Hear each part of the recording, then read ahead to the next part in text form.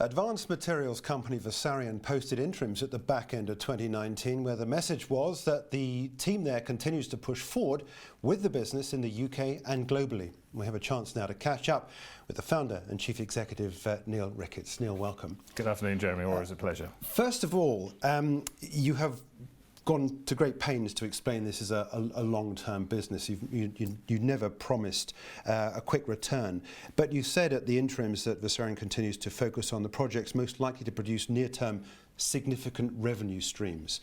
Elucidate. So what we're doing here is we have a very full hopper, and we've always had a very full hopper. A lot of people want to use this new generation materials in a lot of their applications. And what we try to do is make sure we've got a relatively small team. Our CFO is managing the cash, and we want to make sure that we can prove the business model. So, we'll enter into an inquiry with the customer, then we'll have an NDA, which will enable us to have that conversation about their particular application. If we think that it's got legs, then we'll go into a collaboration agreement. The collaboration agreement will lay out how we do the testing, how we make sure that we've got the right product for their application. Then we go through a testing phase, and then we start talking about, production orders and scaling up.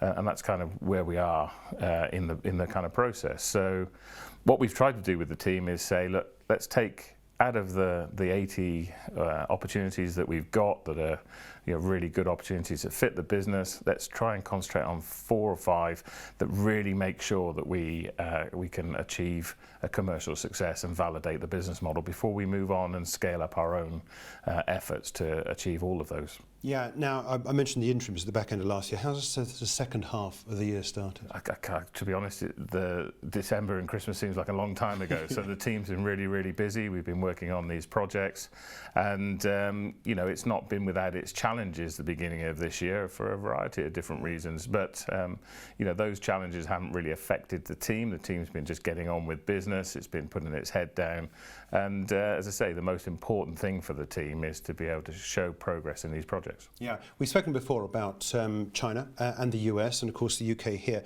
Where is the most progress being made at the moment? Well, that's difficult. So we have different teams working on different things. So the one person who tries to coordinate all that is myself. So I'm working with Brian Burney over in the US, and I'm working with the team that's in China with Matt around making sure that happens. But we've also got activity going on in Japan and South Korea.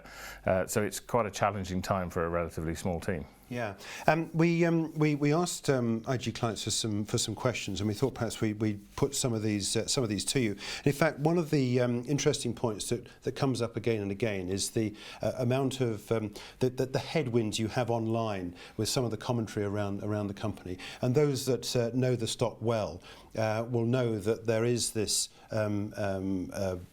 thing you have to deal with.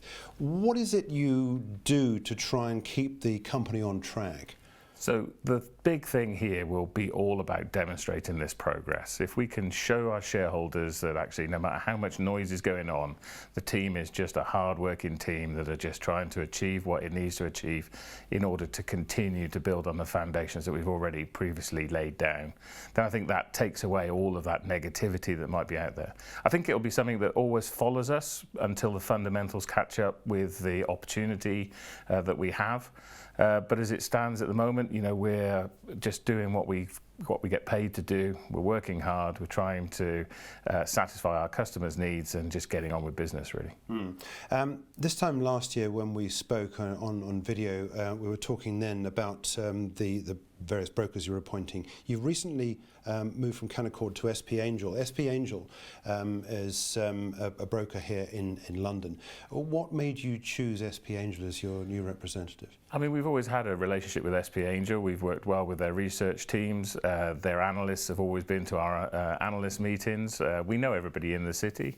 And the real draw for SP Angel for us is that they understand the fundamentals of our business. We're a materials business. So we need people that understand about everything from mining through to the final applications, and we sit bang in the middle of that. SP Angel already have experience of graphene type businesses, and so it's a much easier learning curve for them to be able to take on a business like ours, which is really, really important. It's also all about relationships, and it's about making sure that there's a good fit between what we're doing and making sure that we're staying within all of the rules. Let's move on and take a look in some more detail at more of the questions. We've got a number of questions about some of the senior team members and the makeup of the board. You recently recruited somebody from AECOM to spearhead commercial progress. I think that's what you were talking about at the company. Do you employ that person from AECOM directly, or is it just a short-term contract appointment? Yeah, so on Monday I was at the initiation meeting for Dan Smith. He's joined us from AECOM. He's a very, very good engineer. As an engineer, it's great to to see the business strengthening our engineering and technical team. What we're doing is we're kind of growing up as a business, and this is in all parts of our business, right from our investor relations through to our technical teams and our marketing teams. So, we're taking on board CRM systems that we wouldn't necessarily have done a year ago because the business is just maturing. And with this, we're able to set up a specific team to look at one of those or two of those key 5 projects. So that's all about construction, and it's all about having the technical leads and also the relationships with people like TfL and Network Rail and so on in order to get these projects to fruition. Yeah. What does it take to have someone of his quality move from a company that has some 87,000 employees, I believe, to a small cap company that's just setting out on its journey? So it's all about opportunity. So what my job is all about taking someone's aspirations and then actually making those come true.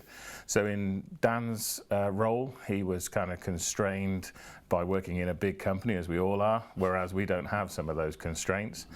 And it's all about making sure that our aspirations and our goals are aligned with his goals as well. He's massively excited about the challenges that are coming his way, the opportunity to work on some of these projects that he may have only been a bit part player in a much larger organisation. Having said that, he's still got a very, very active relationship with AECOM, and we're still engaged with them as a potential customer. They're more of a consultant than they are a specifier of this technology. So we're working hand in hand with them to be able to exploit this opportunity that we've got in a variety of different locations and applications. Does Dan have a large budget to play with? I'm thinking actually in the context of cash burn, which actually I'll go with first of all with the question we had in. Versarien had 2.6 million sterling in cash on the 30th of September 2019. 1.5 million, I believe, in January this year. A cash burn of something £275,000 a month. Is that about the right number? First of all, about the cash burn, are you happy with that as a No, I mean, that's a pure cash movement. You've got to look at the impacts on the balance sheet, so the impacts of buy-in stock and working cap considerations. So I think our CFO did an interview in December where our cash burn, pure cash burn, is about just over 200,000. It does fluctuate as the working situations within the subsidiary businesses fluctuates, but we believe we've got enough cash for what we're trying to do at the moment. We're always constantly reviewing it. I can tell that you've never met our CFO because all of these decisions are very carefully weighted, and his primary role within the business is to make sure that the business is well funded. Yeah, and that cash burn target is not going to be busted because you've got this new name on board that's going to spend money? No, everything we do we justify. So in this particular opportunity, it's very fortuitous. I'm always a great, I think it was Plato said, the harder I practice, the better I get, or the luckier I get. Yeah. And that's very much the situation here. We've seen an opportunity land in front of us, and as a result of that, we've been able to seize that opportunity because we can genuinely justify it to a relatively hard, critical friend, which is our CFO. I just want to pick up on another question. This is about your paying back into society. In December 2017, it says here you sold £150,000 worth of stock at around 60 pence a share. And I believe you said at the time that you were personally going to fund a science lab at your old school, Wydene. Can you give us more colour on this? The school claimed that you had committed up to £30,000 on behalf of Versarien. Just explain more about what's happened here. Yeah, so as part of my journey, my personal journey, I've always wanted to support the local community. It's very, very important to me. I live in the Forest of Dean, which has had some challenges over the years, and so this was part of a big community project that I was working on. £30,000 was pledged towards Wydeen School and is still pledged to Wydeen School, and we would like to create the John Nettleship Lab.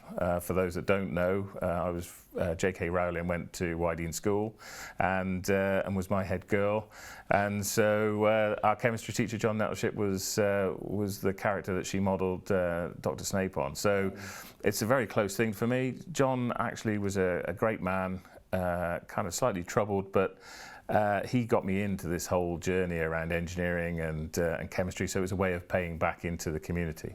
So I pledged £30,000 to create a lab, and I've been talking to the school this week about it actually, so hopefully we'll be able to get that back on track now they've had a couple of head teacher changes. And just to clarify, this is your personal money, this is the money you...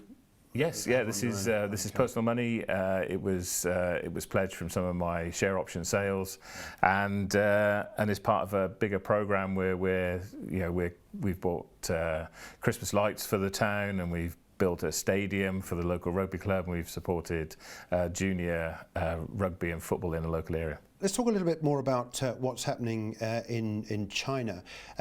You announced a deal in which a Chinese company, BIGT, had signed terms to acquire 15%, I think, of the capital of Versarien.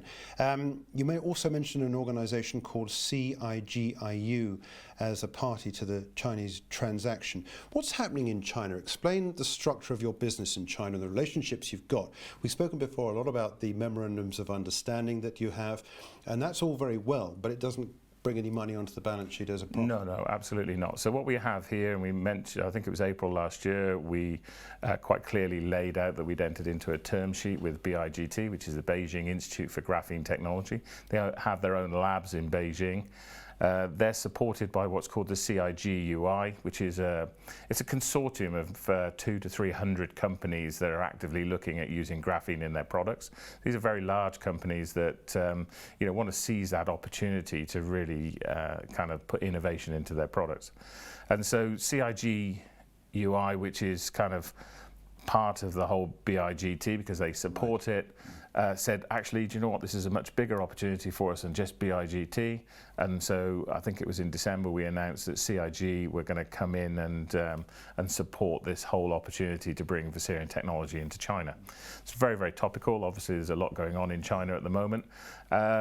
But those conversations and discussions are still ongoing, and we'd hope to bring those to fruition very, very quickly. Is CIGUI just in China, or does it have offices around the rest of the world? This is a consortium of, as I say, 200 to 300 companies. So those 200 or 300 companies have offices all around the world, which CIG then use in order to facilitate meetings and so on. So, for instance, I can't remember exactly which organisation it is in London, but one of the organisations has an office in London. So if you book a meeting with CIGUI, then you'll end up in one of the partner offices.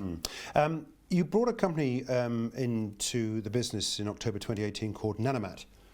What is this and what's it do? How are you progressing that part of the business? So Nanomat is a spin-out from one of the Spanish universities in Madrid, and what they're looking at is the chemistry within supercapacitors and batteries. They've been very, very active. There's a lot of focus on this in Europe. What they're really, really worried about is that as we see the development of consumer devices and electric vehicles, for instance, that the amount of batteries that are going to be required is huge. And so they're starting to build, in the same way they did with graphene, these kind of organizations to help with the development of that technology. Does Nanomat hold any Versarien stock? Yes. So it was part of the consideration when we purchased it, and as far as I'm aware, I would have to check the shareholder register. They're still shareholders. Okay. There also, one of the questions was, there seems to be some disparity over the price that was paid. I believe the accounts show two figures, £2.6 million and £3 million. Can you give any? Well, this is a question for the CFO, but it's all about having PwC, our auditors, go through the accounts and just make sure that the value is matched. I think it's to do with the share price that was allocated at the time. But it's a question for our CFO. So I did have the answer at the time, but I have gone to sleep since then. So if it's something that is a big issue, then we can always come back and resolve that. Yeah. Okay.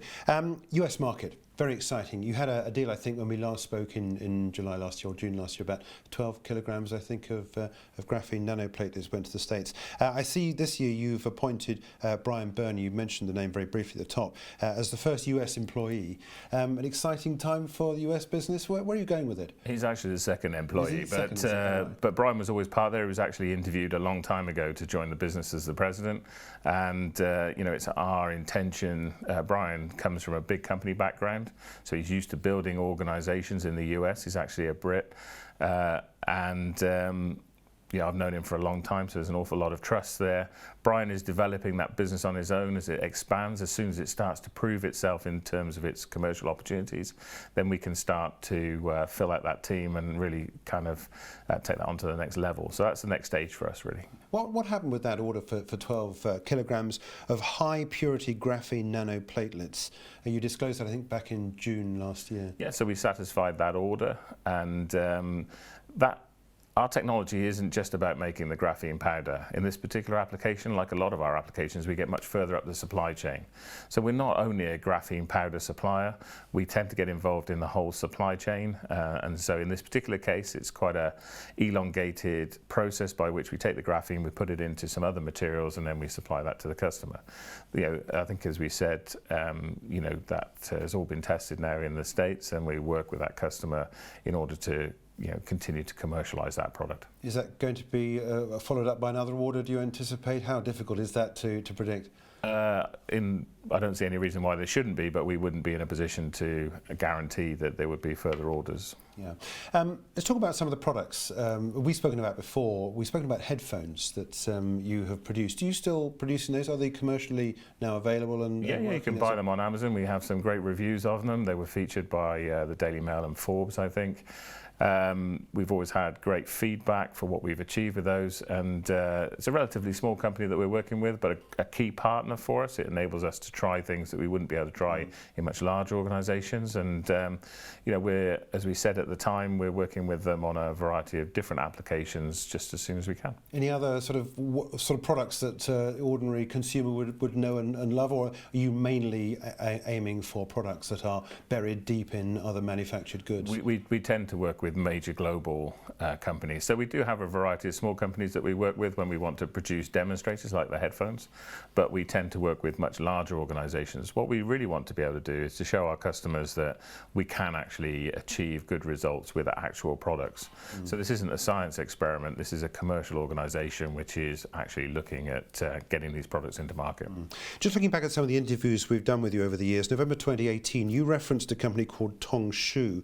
What happened to the discussions that you were talking about then with that? Because I can't see anything, material that's developed there. So Tongshu is a large Chinese company. They're actually one of the partners up at the Graphene Engineering Innovation Center. So there's dialogue going on all the time with our team that's in China. We're just looking for the right product to be able to satisfy their needs. So it's kind of an ongoing conversation, and as soon as we get the right tests in the right application, then they'll look at moving that on.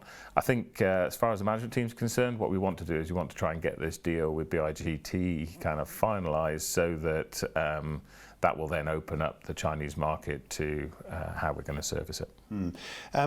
Just one final question that's come in, returns to the subject of MOUs. To what degree the current coronavirus could hamper your plans? Is it going to be more difficult to turn MOUs into full-blown deals?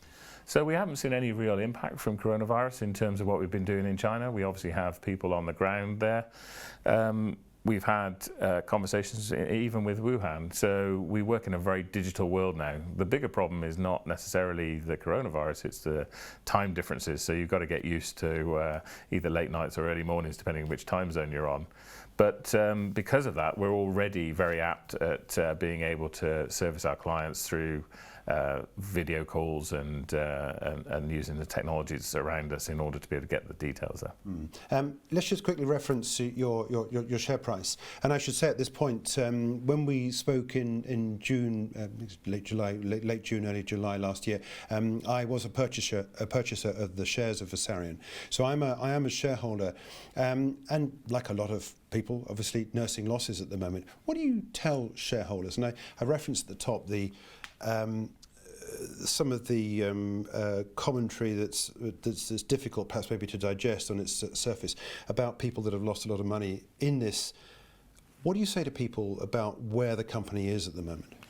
This really does play on me personally. It's it can affect your mental well-being if you think too much about it. But as the largest holder and someone who is impacted most by the movements on the market, it's not really, it's a really challenging time for everybody. Some of those issues are internal. You could argue that the company hasn't developed quick enough to meet shareholders' needs, even though we think we have as a management team. But for me personally, as the largest holder, nothing's really changed with the company. We're still pursuing all of the opportunities that we've always disclosed. We're still getting on. The team's working really, really hard. And so for me, it's kind of a bit transient. We've probably been through this cycle 4 or 5 times now. So for anybody who bought at 25p in the early days and saw the share price drop to 10p, that was a similar time to what we're seeing now. So you could argue that kind of 40p or 60p is the old 10p. And you'll know, you've been in the market long enough to know that we go through these cycles. But if I look from the day that I started this business, when there was 2 guys in a garage and we had nothing, we literally didn't even have a computer to switch on, to where we are now, we've seen very, very good returns for a lot of our shareholders. And even now, it's kind of 6 times or 5 times the IPO price. Yeah. So. What's in your in tray at the moment? What are you dealing with for 2020? Believe it or not, there's 143,000 emails in my in tray. So I believe that the computer should do the sorting. But we're getting lots and lots of. We're seeing the whole sector grow up. So we're actually seeing. This is the graphene space, not the graphite sector. Yeah, no, this is the graphene sector. We're seeing those people that may have tried it a few years ago coming back and saying, well, we tried it, we didn't get the results we wanted, but now we can start to see some of those results. Our learning has improved significantly. So not only are we seeing the kind of the graphene market consolidate and actually grow up, into an adolescent, we're actually seeing the volume of inquiries increase significantly as well. And this is a technology which I honestly believe will be used in almost all parts of society that we're involved in. So there are no guarantees. There's always an element of risk with any business which is on this kind of journey. We engage and try to bring our shareholders along that whole journey. Some days are really painful, and some days are really great. And it's just about making sure that we can show continuous progress along that journey. One final question. I should actually just follow up on that point about the time it takes you to construct this sort of business. Is that you have patents, don't you, in this space? How long do those patents last? So the patents last about 20 years, and we're part way through some of the life of those patents, but we're generating IP all the time. So there's a continuous and expanding patent portfolio. And it's our intention to continue to develop those patents.